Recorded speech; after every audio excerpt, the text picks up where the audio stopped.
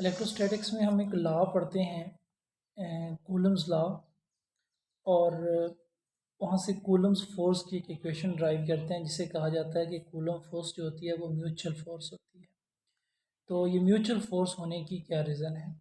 देखिए, अगर हमारे पास अब पहले देख लेते हैं कि जो इक्वेशन होती है ना कूलम फोर्स की, वो हमारे पास होती है फिजिकल्स टू के Q1 Q2 over are square. अब फर्ज करें अगर हमारे पास दो चार्जेस हैं, एक ये चार्ज है, इसे मैं कह देता हूँ Q1 पॉजिटिव चार्ज, एक और पॉजिटिव चार्ज है, इसे कह देता हूँ Q2। ठीक है। अब म्यूचुअल फोर्स का क्या मतलब? फ्यूचर फोर्स का ये मतलब है कि जितनी फोर्स Q1 Q2 के ऊपर लगाएगा ना, उतनी ही फोर्स Q2 Q1 के ऊपर लगाएगा। ठीक है। अब हम इसे मैं इस इक्वेशन से यही बात प्रूव करते हैं कि Q1 के ऊपर लगने वाली फोर्स और Q2 के ऊपर लगने वाली फोर्स जो है वो दोनों इक्वल होती हैं। ठीक है। अगर हम इस इक्वेशन से देखें तो ये जो हमारे पास कूलम फोर्स बन रही है, ये डायरेक्टली प्रोपोर्शनल है आपके पास Q1 और Q2 के मैग्नीट्यूड के प्रोडक्ट के। ठीक है। तो अगर मैं कहूँ कि Q1 का जो प्रोडक्ट मेरे पास Q1 है वो 5 कूलम है और Q2 जो है वो भी 5 कूलम है। ठीक है। तो इन दो चार्जेस के मैग्नीट्यूड की वजह से जो फोर्स लगेगी, फर्ज करें Q1 के ऊपर फोर्स लगने वाली फोर्स को मैं F1 कहता हूँ, तो ये मेरे पास होगा Q1 मल्टीप्लाइंग बाई Q2, मतलब 5 मल्टीप्लाइंग बाई 5 और 25 आ जाएगा। और Q2 के ऊपर जो फोर्स लगती है उसे मैं अगर कह देता हूँ F2। ठीक है। तो ये मेरे पास आ जाएगा यहाँ पे Q1, ये भी दोनों का प्रोडक्ट होगा, यहाँ से आप देख सकते हैं F1 भी Q1 Q2 का प्रोडक्ट, F2 भी Q1 Q2 का प्रोडक्ट। तो ये भी आपके पास 25 आ जाएगा। ठीक है, न्यूटन में, यानी कि फोर्स है। तो मैग्नीट्यूड की वजह से जो है इनकी Q1 के ऊपर लगने वाली फोर्स और Q2 के ऊपर लगने वाली फोर्स सेम रह रही है। ठीक है। दूसरा जो फैक्टर है वो है आपके पास जो कूलम फोर्स में है, वो है 1/r², यानी कि कूलम फोर्स जो होती है वो इन्वर्स स्केयर के जो है डायरेक्टली प्रोपोर्शनल होती है। अगर आप बात करें इन्वर्स स्केयर के तो डायरेक्टली प्रोपोर्शनल है, या अगर आप रेडियस की बात करें यानी कि डिस्टेंस की बात करेंगे तो उसकी इन्वर्सली प्रोपोर्शनल है स्केयर के डिस्टेंस के। ठीक है।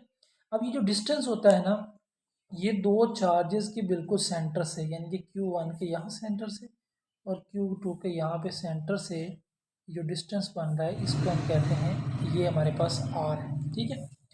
अब आप यहाँ पे देख सकते हैं इस डायग्राम से कि Q1 का जितना डिस्टेंस Q2 से है उतना ही Q2 का डिस्टेंस Q1 से है।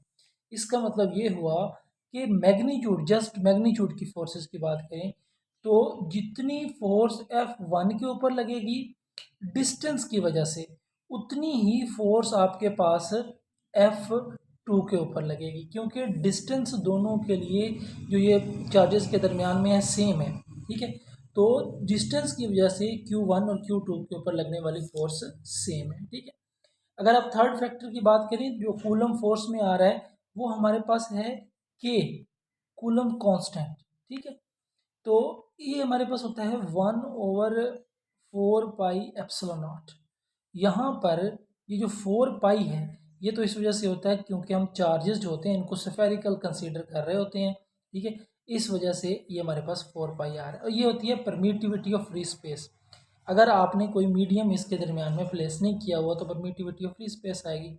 अगर आप कोई मीडियम प्लेस करते हैं तो यही के आपके पास आ जाता है 1/4πε0। ठीक है। ये दोनों का जो प्रोडक्ट होता है परमिटिविटी ऑफ फ्री स्पेस और रिलेटिव परमिटिविटी या डाइलेक्ट्रिक कांस्टेंट का, ये आपके पास परमिटिविटी ऑफ मीडियम होता है। ठीक है।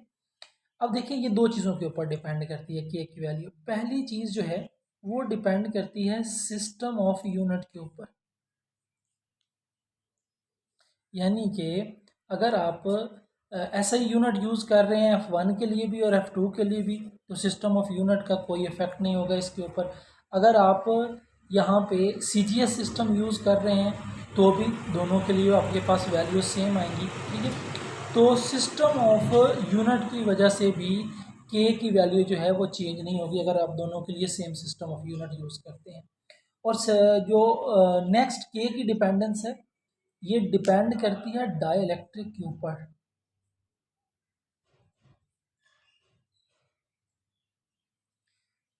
अच्छा जी, डाइलेक्ट्रिक का क्या मतलब कि अगर आप कोई मीडियम यहाँ पे प्लेस कर देते हैं, यहाँ पे इन दो चार्जेस के दरमियान, ठीक है, तो उसका फोर्स के ऊपर क्या इफेक्ट होगा। देखें, जितनी फोर्स Q1 जो लगाएगा Q2 के ऊपर वो कम होगी, उतनी ही फोर्स Q2 की वजह से Q1 के ऊपर लगने वाली फोर्स भी कम होगी, क्योंकि दोनों के यहाँ पे आपने सेंटर में ये एक मीडियम प्लेस कर दिया है। ये मीडियम की जो इनफैक्टली आपके पास रिलेटिव परमिट जो इसकी यहाँ पे परमिटिविटी ऑफ द मीडियम होती है, उसकी वैल्यू आप यहाँ पे पुट करते हैं एप्सिलॉन आर की जगह पे, ठीक है। तो एप्सिलॉन आर की वैल्यू Q1 के ऊपर लगने वाली फोर्स हो या Q2 के ऊपर लगने वाली फोर्स हो, दोनों के लिए ये सेम रहेगी, ठीक है, क्योंकि आपने सेम मीडियम प्लेस किया है Q1 और Q2 के दरमियान में। तो इसका मतलब कि अगर हम इसको बिल्कुल समराइज करें तो हम कह सकते हैं कि जो कूलम फोर्स होती है ना, हमारे पास होती है के Q1 Q2 over are square. अब अगर मैं बात करूं कि जो फोर्स लगेगी Q1 चार्ज के ऊपर, तो आपको पता है Q1 पे लगने वाली फोर्स के लिए भी ये मैग्नीट्यूड की वैल्यू उतनी ही आएगी, और दूसरा जो मेरे पास चार्ज है Q2, इसके ऊपर लगने वाली फोर्स के लिए भी ये प्रोडक्ट की मैग्नीट्यूड की वैल्यू सेम आएगी। तो इसकी वजह से फोर्स चेंज नहीं होगी, डिस्टेंस भी सेम है, तो Q1 के ऊपर भी उतनी फोर्स लगेगी, Q2 के ऊपर भी उतनी फोर्स लगेगी, के की वजह से भी Q1 के ऊपर उतनी फोर्स लगेगी, Q2 के ऊपर भी उतनी फोर्स लगेगी, ठीक है। तो इसी को कहते हैं कि ये कूलम फोर्स जो होती है म्यूचुअल फोर्स होती है, यानी कि जितनी एक चार्ज के ऊपर लगती है उतनी ही दूसरे चार्ज के ऊपर लगेगी, ठीक है। अब आपसे क्वेश्चन इस तरह का आ सकता है, ये फर्ज करें एक आपसे क्वेश्चन पूछा जा सकता है कि दो चार्जेस हैं, एक ये आपके पास चार्ज है, एक और ये Q1 चार्ज है, ये Q2 चार्ज है, ठीक है।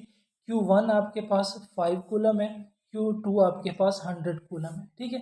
तो आपसे पूछा जा सकता है कि Q1 Q2 के ऊपर कितनी फोर्स लगा रहा है और Q2 Q1 के ऊपर कितनी फोर्स लगा रहा है। तो आपको पता होना चाहिए कि ये म्यूचुअल फोर्स है, तो जितनी फोर्स Q1 Q2 के ऊपर लगाएगा उतनी ही फोर्स Q2 Q1 के ऊपर लगाएगा, यानी कि F1 यहाँ पे मैग्नीट्यूड के लिहाज से बराबर होंगे, ठीक है। लेकिन अगर ये आपके पास वेक्टर क्वांटिटी है, डायरेक्शन की बात करेंगे तो साफ ज़ाहिर है कि अगर आप Q1 जो फोर्स लगाएगा Q2 के ऊपर, वो इसके ऊपर इस डायरेक्शन में होगी, जो Q2 इसके ऊपर लगाएगा वो इस डायरेक्शन में, दोनों अपोजिट डायरेक्शन में होंगी, तो वेक्टर क्वांटिटी के साथ यहाँ पे नेगेटिव साइन आ जाएगा।